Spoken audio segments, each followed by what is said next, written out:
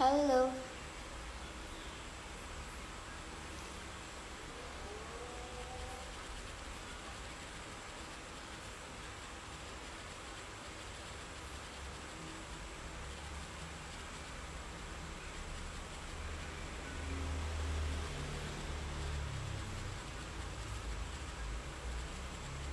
halo. Seperti biasa, bincang sahabat Saka mewarnai malam minggu teman-teman. Tapi kali ini sebenarnya bukan jadwal saya. Sebenarnya ini jadwalnya Kak Lulu sebagai host kita, cuman karena Kak Lulu berhalangan, maka teman-teman hari ini akan eh, bersama saya untuk mengenali salah satu lembaga yang cukup lama mengadvokasi masyarakat. Nah, sambil menunggu narasumber, saya kembali mengingatkan bahwa bincang sahabat Saka kali ini uh,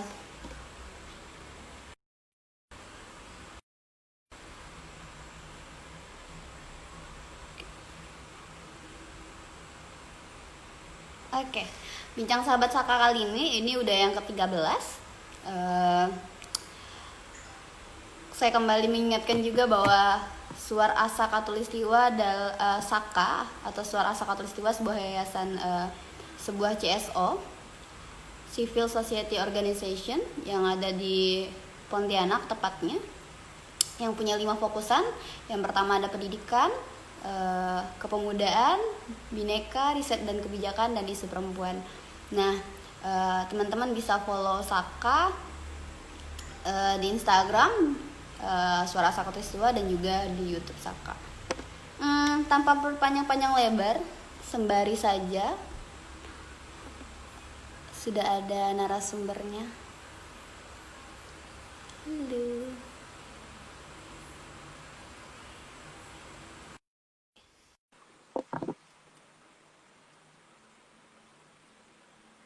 Sambil menunggu teman-teman. Halo. Halo, Assalamualaikum. Aduh, kepala saya kepala. Oke. Iya. Assalamualaikum. Waalaikumsalam warahmatullahi wabarakatuh. Mbak, sehat? Sehat, alhamdulillah. Gimana kabarnya, Bang? Alhamdulillah sehat walafiat. Ini weekend nggak kemana-mana nih di masa pandemi. Oh, selama pandemi nggak kemana-mana? Ya juga tinggalnya di kampung, jadi ya dinikmati saja lah. Sekarang tinggal di mana, Bang?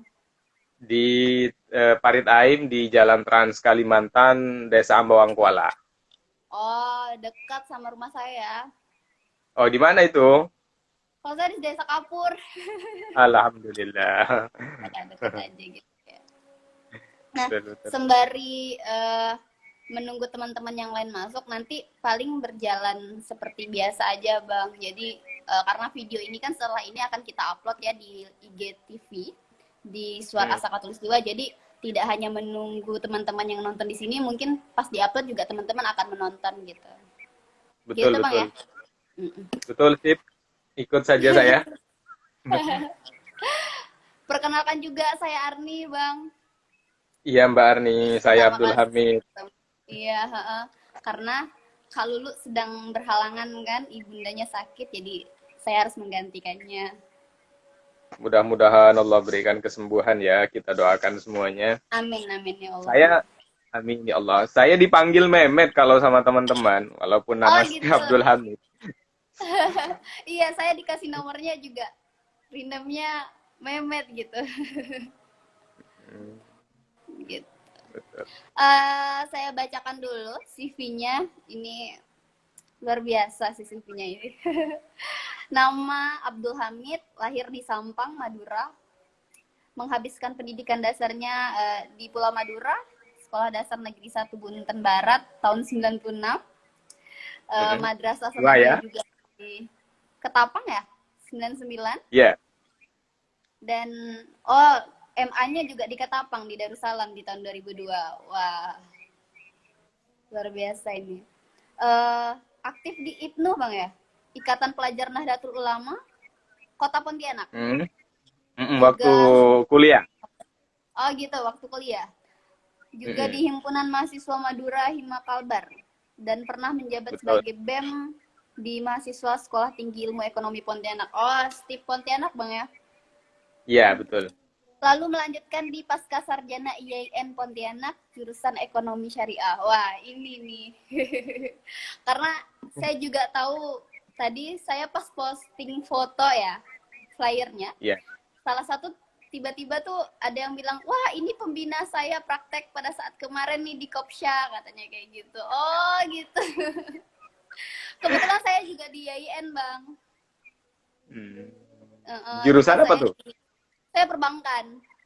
Alhamdulillah. Saya adik juniornya Bang Holil itu. Oh iya, iya. Iya. Wah ini juga aktif menulis ini ya.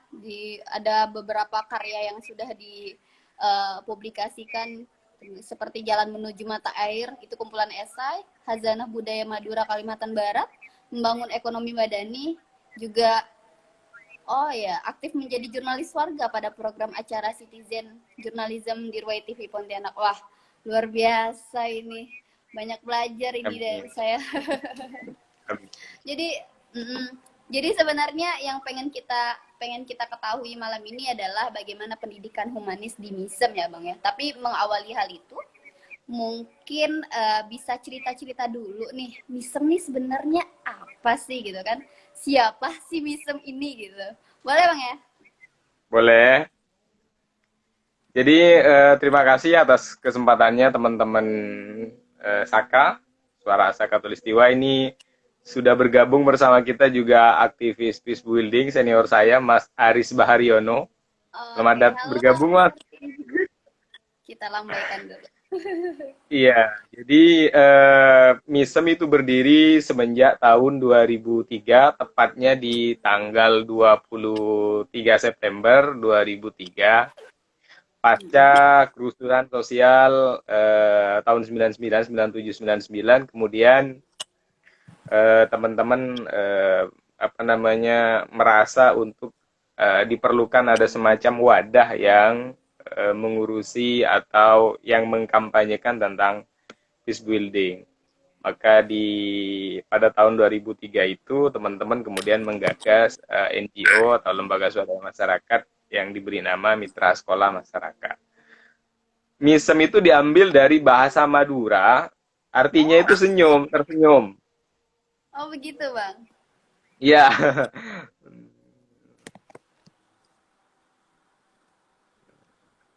Jadi pasca saya lanjut ya, boleh? Iya ya boleh boleh. Jadi apa namanya penanganan pasca konflik kalau kita apa namanya kembali ke teorinya Mais itu bahwa dalam pandangan transformasi konflik itu kan terdapat 4 dimensi perubahan yang muncul dalam sebuah konflik, yaitu dimensi personal, dimensi relasional, dimensi struktural, dan dimensi kultural. Nah, memang kita harus akui bahwa Kalimantan Barat itu rentan sekali terhadap isu-isu SARA. Nah, 4 pendekatan dimensi itu kemudian coba dilakukan oleh MISEM. Dalam ranah dimensi personal, misalkan kan kita harus menyentuh aspek kognitif dan emosinya. Bagaimana persepsi orang tentang suku ini, suku Dayak, suku Melayu, suku Madura, dan lain sebagainya. Kemudian dalam dimensi relasional itu bagaimana kita berupaya untuk memulihkan pola komunikasi dan interaksi. Karena seringkali banyak dipahami perbedaan budaya itu penyebab konflik. Sebetulnya tidak demikian. Memang dalam kebudayaan setiap suku bangsa itu ada kebudayaan yang adiluhung. Jadi ada sebetulnya nilai-nilai kebudayaan yang bagus dari masing-masing suku bangsa di Kalimantan Barat. Kemudian dalam dimensi struktural itu perlu juga dilakukan dengan cara membangun dan mengelola hubungan sosial ekonomi. Mas Haris lewat beberapa NGO-nya dulu melakukan pendekatan ini.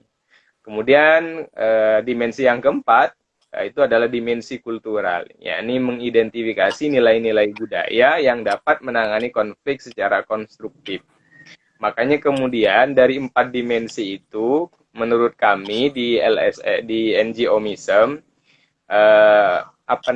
alat untuk melakukan pendekatan 4 dimensi itu adalah, menurut kami yang paling tepat adalah pendidikan. Pertanyaannya kemudian adalah pendidikan yang bagaimana? Maka pendidikan yang humanis. Karena kita tahu bahwa tidak semua orang mengenyam pendidikan di lembaga formal. Terutama saudara-saudara saya yang dari suku Madura, itu banyak lulusan SD semua. Terutama di tahun 90-an kan. Sehingga kemudian pendidikan yang paling efektif untuk kita tempuh adalah pendidikan humanis yang pendidikan yang tidak lepas dari kehidupan manusia selama dia lahir sampai dia ke liang lahat. Bahasanya itu minal mahdi ilal lahdi, kan begitu kan dalam bahasa agamanya. Begitu, Mbak.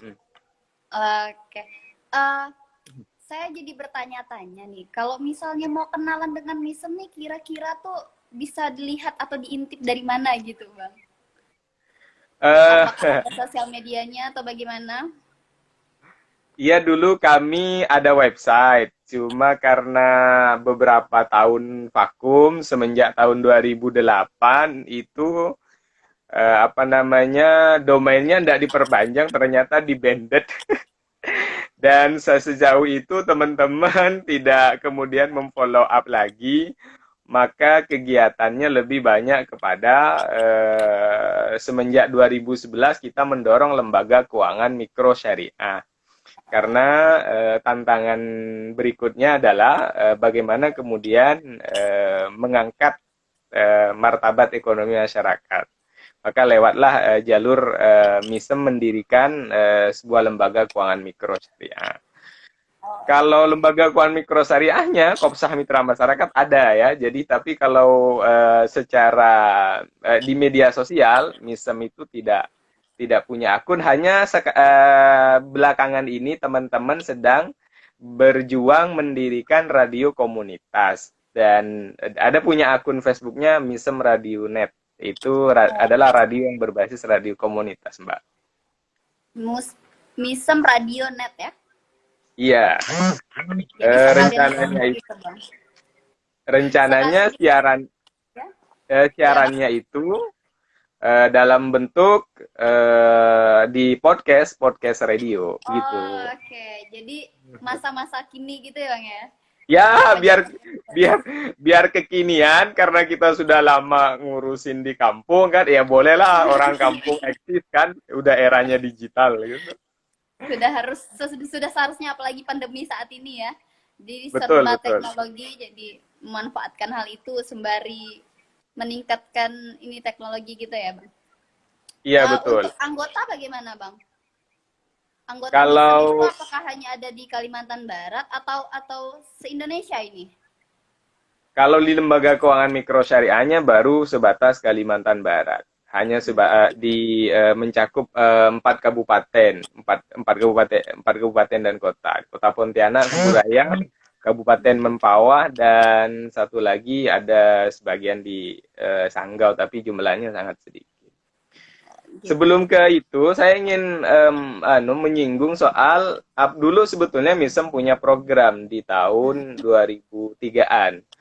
Kalau teman-teman mungkin pernah baca, itu pernah kita membuat komik Gebora. Gebora itu Gebora itu bisa di-search di Google, kepanjangan dari Geng Bola Gembira.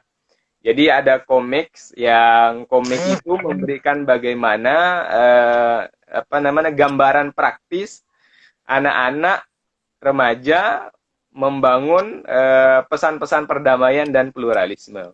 Di situ ada Ical, anak Melayu, kemudian ada Matrai, itu anak Madura, kemudian ada Beben, anak Sunda, ada Dara, anak Dayak, dan Nurli si Tionghoa. Jadi settingnya itu dikasih nama Desa Pagar Bukit, Kalimantan. Jadi kondisinya menggambarkan tentang daerah Kalimantan. Bagaimana anak-anak remaja ini kemudian bersatu dalam geng bola gembira. Mereka membangun perdamaian dari hal-hal yang kecil, dari hal-hal yang permainan dan kehidupan sehari-hari. Begitu, Mbak. Oke. Jadi memang sudah dimulai dari komik gitu ya untuk anak-anak kecil, mengadvokasi anak-anak kecil memahami bahwa pendidikan humanis itu bisa melalui cerita-cerita seperti itu, Bang ya? Betul.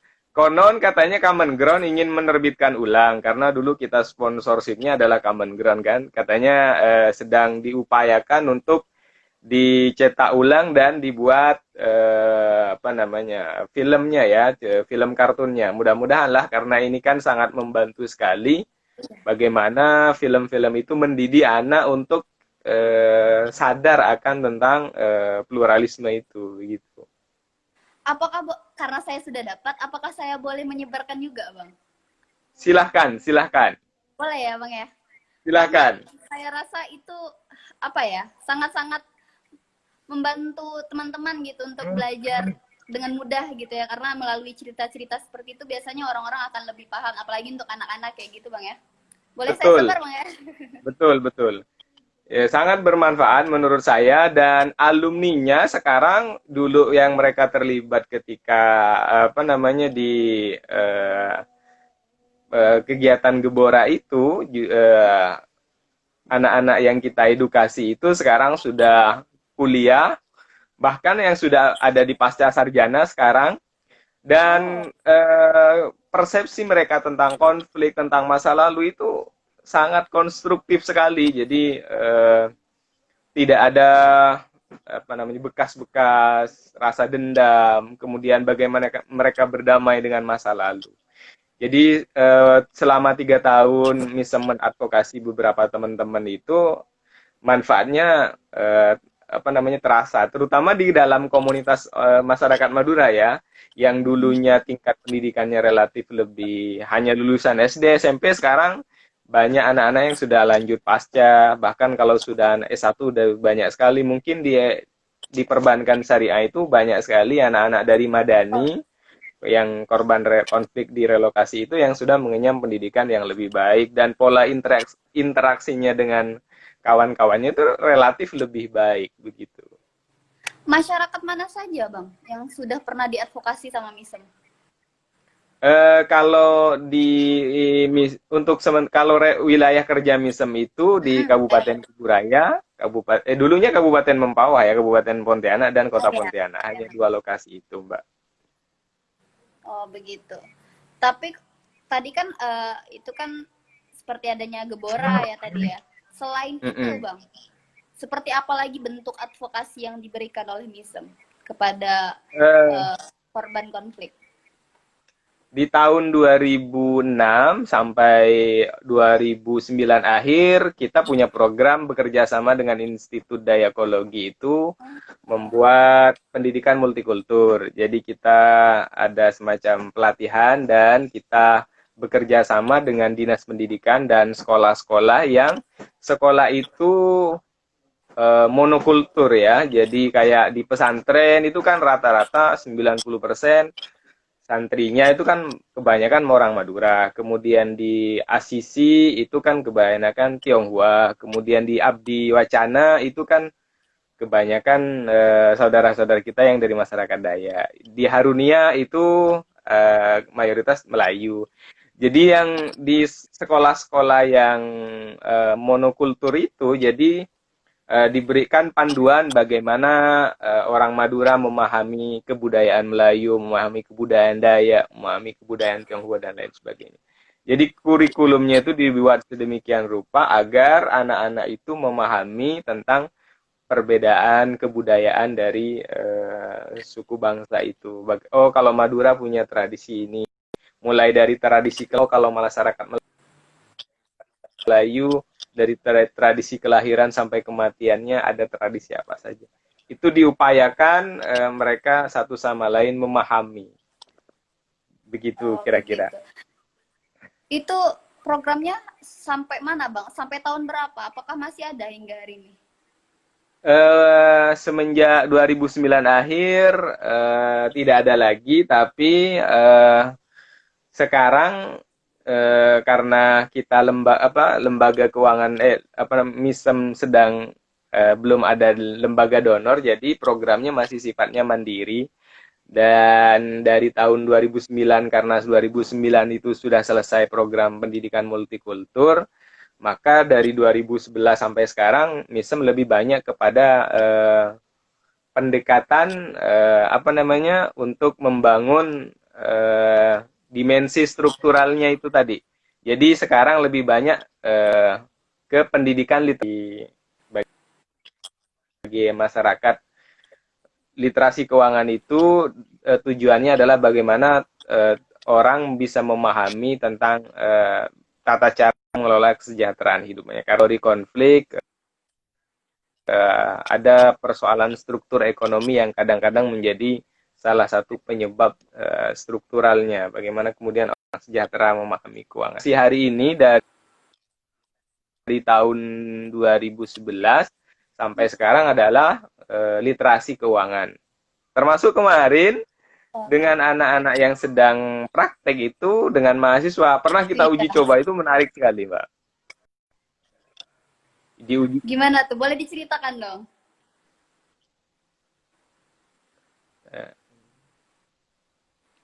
Halo? Boleh diceritakan dong? Ya, jadi uji cobanya begini. Pernah beberapa anak-anak yang sedang praktek di tempat kami itu diberikan pinjaman uang 5.000. Jadi kita coba membuat literasi mereka sadar akan literasi keuangan, akan tanggung jawab. Kita kasih duit 5.000, itu jumlahnya 10 orang. Dari duit yang 5 kita catat nomor seri uangnya, kita catat, kemudian kita panggil anaknya. Saya mau nitipkan uang kepadamu 5.000. Tolong kamu simpan ya, jaga. Ini sifatnya kalau dalam Islam adalah, jadi tolong ini dijaga, kamu simpan betul-betul. Ini bukan, tapi saya hanya nitip saja selama 1 minggu. Nanti kalau sudah 1 minggu, tolong dikembalikan ke kita. Jadi uang itu sudah kita tulis serinya. Kalau misalkan namanya Andi, nomor serinya berapa, itu dan kita udah catat. Kemudian setelah 1 minggu, yang dari 10 orang itu apa yang terjadi? Yang dari 10 orang itu yang mengembalikan uangnya yang serinya sama. Berarti memang uang itu dipakai oleh mereka. Hanya saja kemudian mereka menggantinya kembali. Nah, literasi keuangan, sesuatu yang sudah bukan hak milik kita, itu kan memang tidak boleh kita kacau, atau tidak boleh kita gunakan. Kita menjadi orang yang tidak amanah. Dari hal-hal yang kecil itu, mereka kemudian baru tersadar. Oh iya Pak, ternyata waktu itu di kantor haus, ya udahlah kita belikan cendol, ya kan. Tapi pas kan dikumpulkannya hari Senin, udahlah tadi pagi saya ganti aja gitu kan. Jadi dari 10 orang itu balikan uang dalam bentuk yang serinya sama gitu. Tapi mereka tidak tahu kalau kita catat nomor serinya. Hanya kita kasih tahu bahwa tolong uang ini dipegang, jangan untuk dikelola.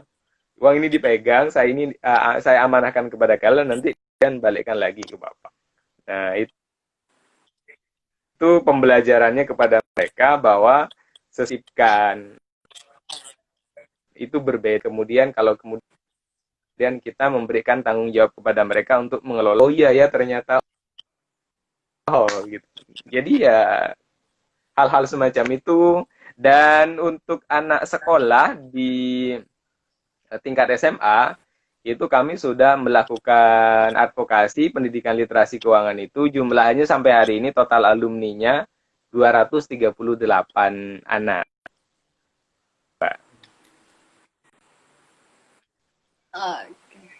200 berapa tadi, Bang? Berapa jumlahnya tadi, Bang? 238. Wah, luar biasa. Eh, Ya.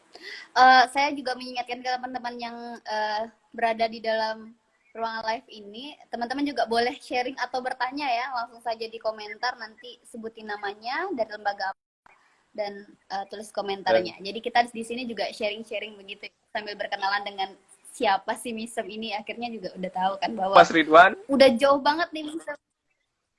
Iya Iya, itu. ini ada Mas Oh Ridwan Mas dari Sambas ini, teman kita dari Sambas. Oh Silakan Mas kalau ada Ridwan. mau sharing, udah bergabung. Sharing-sharing aja. Ada Panji Pustaka juga. Gitu. Saya kembali ke ini, Bang. Karena diawali dengan pengadvokasian untuk pasca konflik, Bang ya. Apakah hingga hari ini ketika ada konflik yang luar biasa kayak dulu ya, konflik-konflik kecil yang ada di masyarakat masih diadvokasi, Bang, hingga hari ini? Bisa diulang pertanyaannya, Mbak? Gitu. Jadi karena Misem ini diawali dari dari pengadvokasi, misalnya hari ini ada konflik, tapi bukan konflik yang terlalu besar, namun seperti juga konflik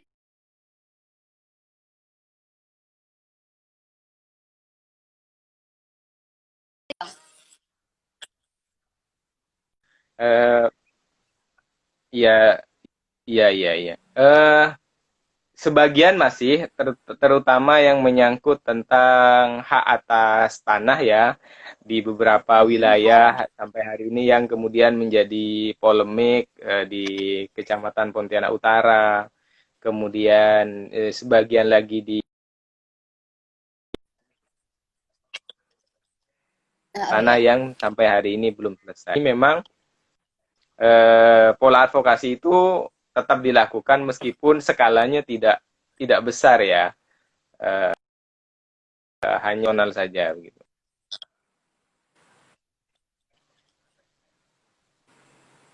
Ini ada yang nanya nampaknya nih ya. Nah, ini ada yang nanya Kalau nih. Untuk kalau untuk usia dini atau SD, ada program literasi keuangan juga nggak? Kalau ada, seperti apa? Boleh langsung untuk dijawab, Bang. terima kasih, untuk sementara belum ada. Modulnya kita belum buat, Mbak Cece. Jadi untuk pendidikan anak usia dini modulnya kita belum buat. Modul itu yang ada hanya anak tingkat usia SMA sama mahasiswa. Memang anggota Kopsha yang untuk produk keuangan Tamasa, tabung masa depan siswa yang anak-anak ini, itu jumlahnya cukup 439. Cuma kita masih dari untuk pembuatan modul, rencananya tahun 2009.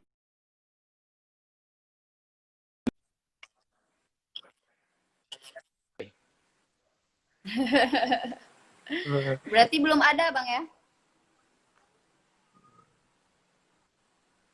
Halo? Iya. Belum ada.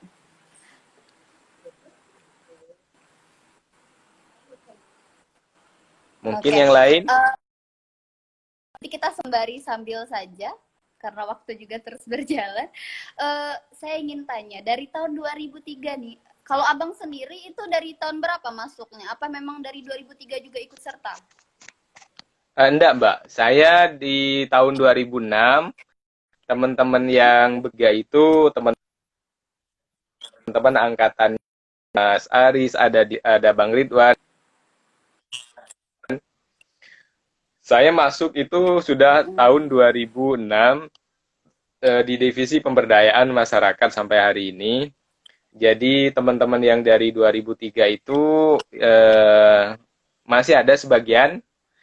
Saya hanya mendengar kilas balik saja tentang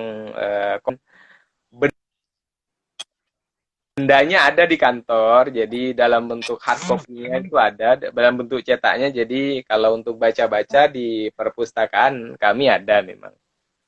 Wah, berarti nanti kita boleh main-main Bang ya ke kantor untuk membaca itu. Silahkan, meskipun Nih agak kata jauh kan. Cece Sri, sip nanti boleh share. Oke, di Jalan Trans Kalimantan ya. Saya akan Ya. catat, nanti juga ada nomor HP Abang kan, jadi bisa langsung nanya ke sana. Iya.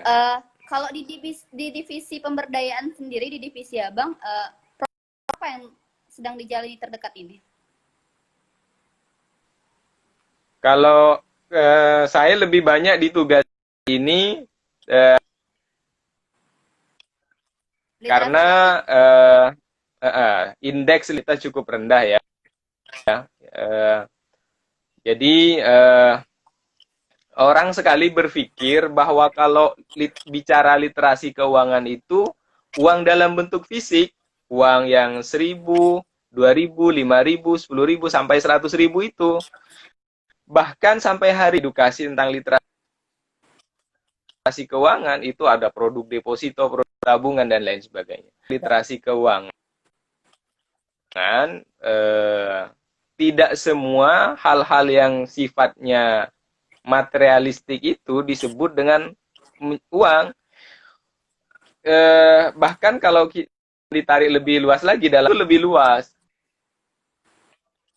Anda mungkin tidak punya uang di kantongmu, tapi kalau misalkan Anda hidup di kampung, kamu punya menanam pisang dan pisangnya itu sudah berbuah, itu kamu tebang, harganya bisa mungkin sampai ratusan ribu.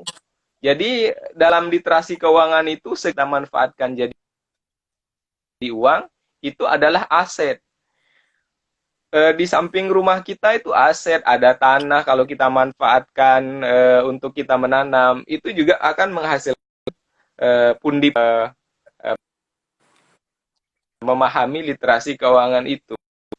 Apalagi hari bisa semuanya jangan Iya. kita beli, kalau ada yang bisa kita tanam kita manfaatkan, begitu. Di Karena mana bicara kantor? tentang, Ada ya, di pertanyaan mana itu. kantornya? Iya, nggak apa-apa. Dijawab aja, Bang. Kantornya di Parit Aim Diulangi. 1. Oke. Karena memang literasi keuangan Hmm. berarti luas 2.000 3.000 Bang ya. Tapi memang seperti aset-aset yang lain juga termasuk dalam untuk membahas literasi keuangan itu ya. Iya, kami Apalagi kalau ya.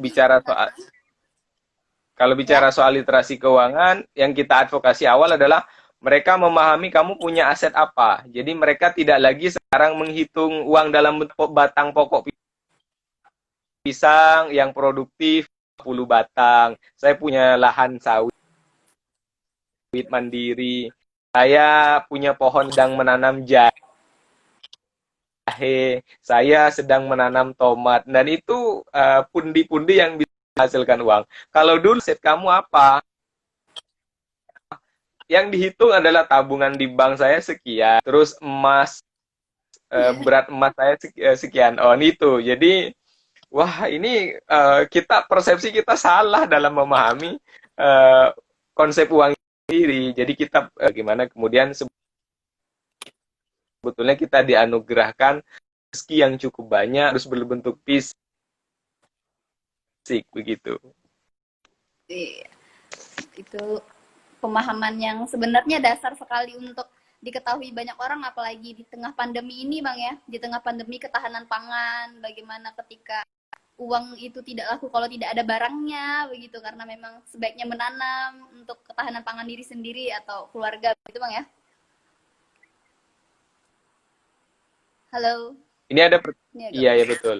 Iya. Bagaimana hasil perjuangan Misem dan kawan-kawan untuk rekonsiliasi pasca konflik 99, bagaimana Nah, kondisi Sambas, bagaimana di Madani? bagaimana di Madani?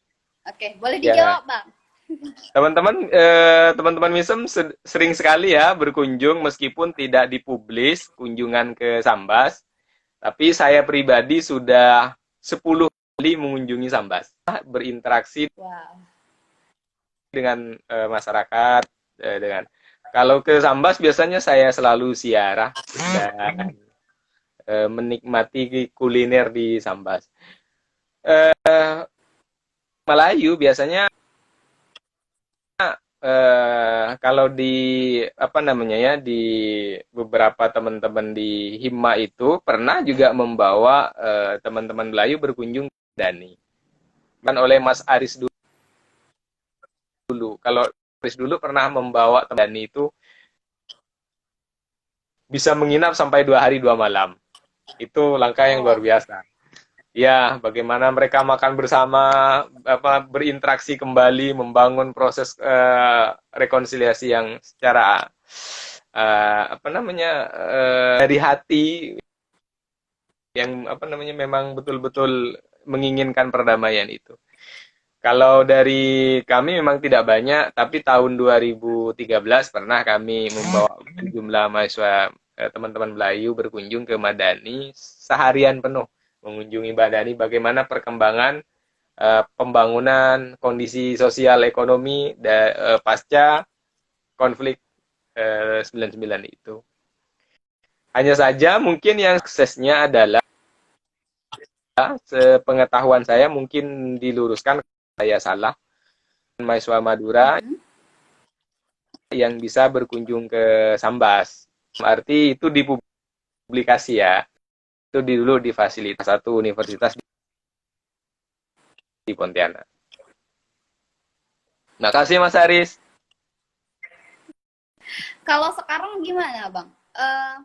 Apakah masih ada sensitivitas dari pasca konflik itu, terutama kepada teman-teman dari Madura sendiri? Kami pernah waktu Mm-mm. tapi ya sudah agak lama ya surveinya, sekitar surveinya di tahun 2014. Waktu saya masih apa namanya di Dewan Pembina Himpunan Mahasiswa Madura.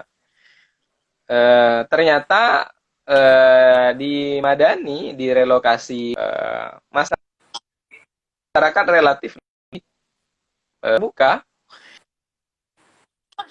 bahkan sudah banyak anak-anak kawin silang.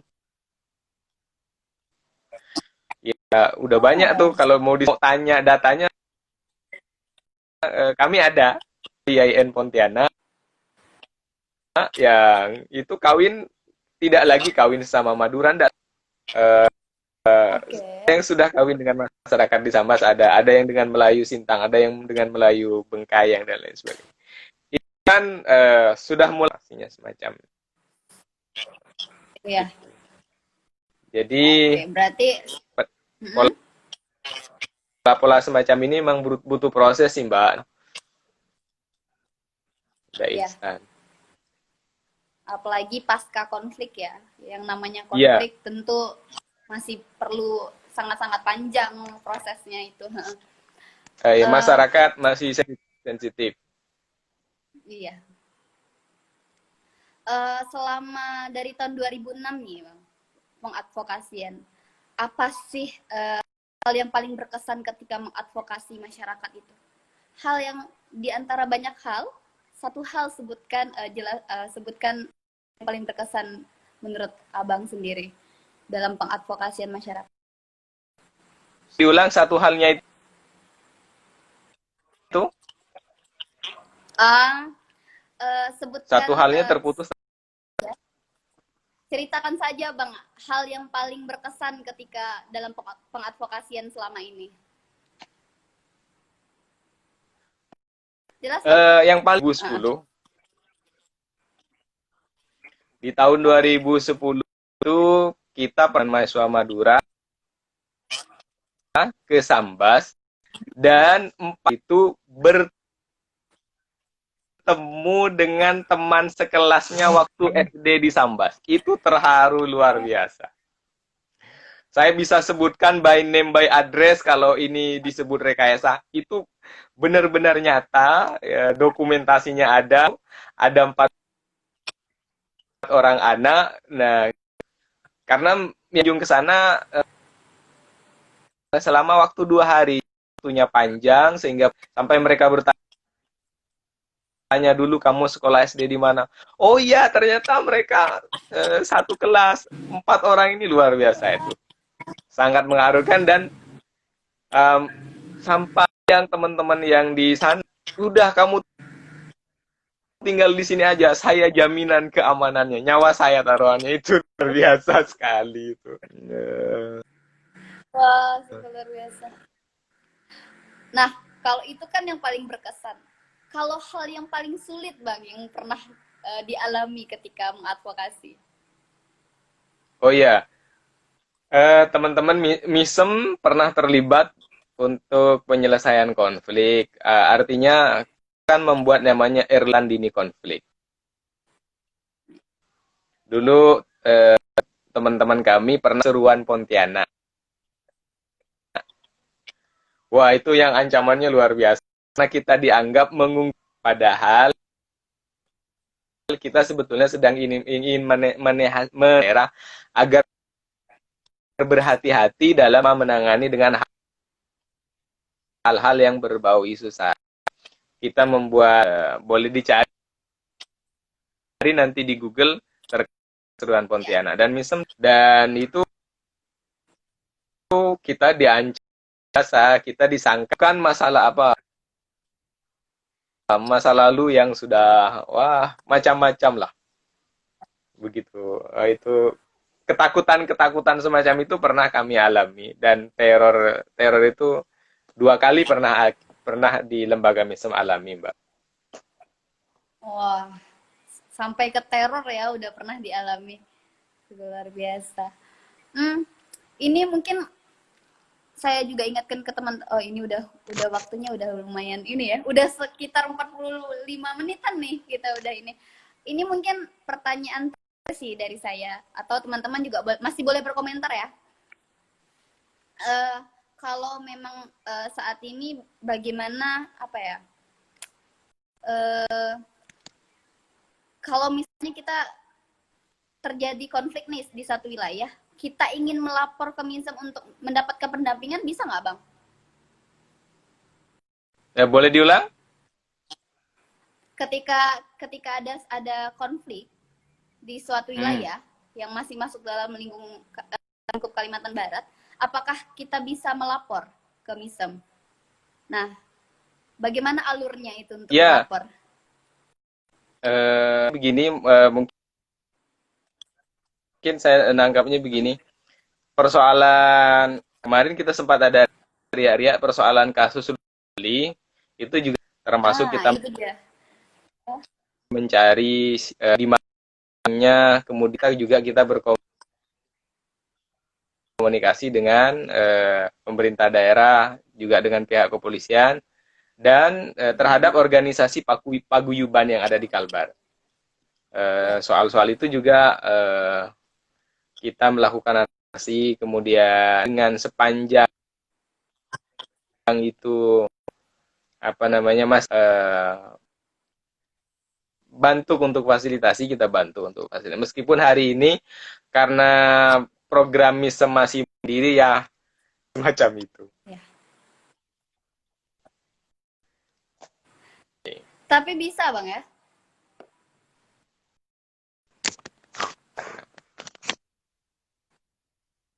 Oke. Memang jaringan karena hujan ini Bang, jadi agak delay memang. Jadi dari ini juga bagus. Mungkin itu aja sih yang sebenarnya asik banget nih. Alhamdulillah cerah di kampung, Mbak. Oh, kalau di sini udah mulai gerimis dari tadi, kilat-kilat ini udah mulai dia mengkutuk yang jomblo-jomblo nih Bang. Disuruh malam minggu bersama masakan. Iya. Sebenarnya asik sekali nih Bang. Saya akan menyempatkan waktu insya Allah sama teman-teman kunjung. Terima kasih. Nanti silaturahmi. Iya, karena memang. Terima kasih. Aduh, seru sekali sebenarnya ngobrol ini bareng Bang Mehmet ya. Saya biar agak lebih akrab gitu. Iya betul. Terima kasih, senang sekali meskipun tapi ini masih bisa sambung lewat. Terima kasih diajak oleh teman-teman Saka juga untuk menyuarakan tentang pendidik. Kita bisa bercerita sejauh mana pendidikan peace building yang selama ini kita bangun bersama. Mudah-mudahan banyak pihak yang berakhir sehingga kita bisa interaksi sosial langsung ya. Mm-mm. Iya Bang, terima kasih Bang ya. Terima kasih sudah menyempatkan waktunya untuk Terima kasih Sapa di sama-sama. malam minggunya. Assalamualaikum, salam damai dan sehat Bang. Waalaikumsalam sehat untuk kita semua. Amin.